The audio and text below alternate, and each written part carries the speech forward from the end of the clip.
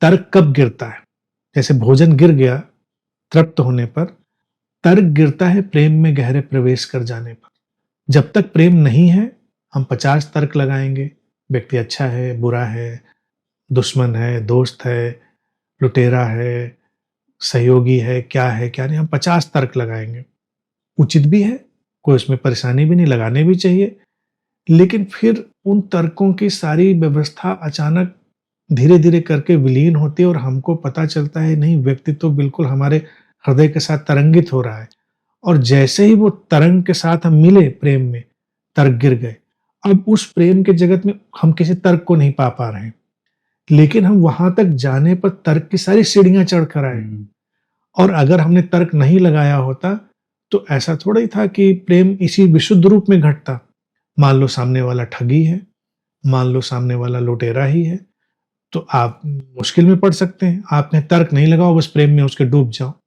कैसे डूब जाएं? हम तो पता लगाएंगे, चारों तरफ से पता करने की कोशिश करेंगे, फिर एक बिंदु पर आकर हृदय आपस में तरंगित होंगे।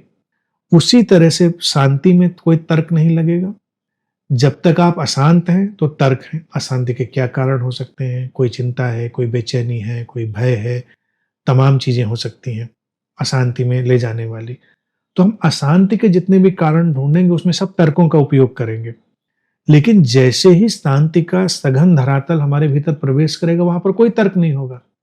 हम कहेंगे हम शांत हैं। कोई पूछे कैसे शांत हो, बस है शांत है, क्योंकि उस शांति उस परितृप्ति की दिशा में आ गई, ये घटना हो गई। उसी तरह से प्रसन्नता है। अप्रसन्नता के हम हजार कारण ढूंढेंगे और जब सारे कारण अप्रसन्नता के गिर जाएंगे और प्रसन्नता आविर्भूत होगी हमारे भीतर, तो प्रसन्नता की विशुद्ध स्थिति में कोई तर्क नहीं है प्रसन्न, बस एक जॉय या बीइंग है जिसमें कोई तर्क नहीं है। लेकिन उसके पहले सारे तर्क हैं। तो तर्क एक बहुत ही जबरदस्त टूल है जिसका हमें उपयोग निरंतर करना चाहिए, हमको कुंद नहीं बनाता। इसी तरह से गुरु शिष्य का संबंध हो, लोग कहेंगे ना, गुरु में तो तर्क लगाने ही नहीं चाहिए। नहीं तर्क लगाएंगे तो एक से एक स्टूपिड लोगों के चक्कर में पड़ जाएंगे और उनकी बातें होंगी तो वो कहेंगे बस मान लो।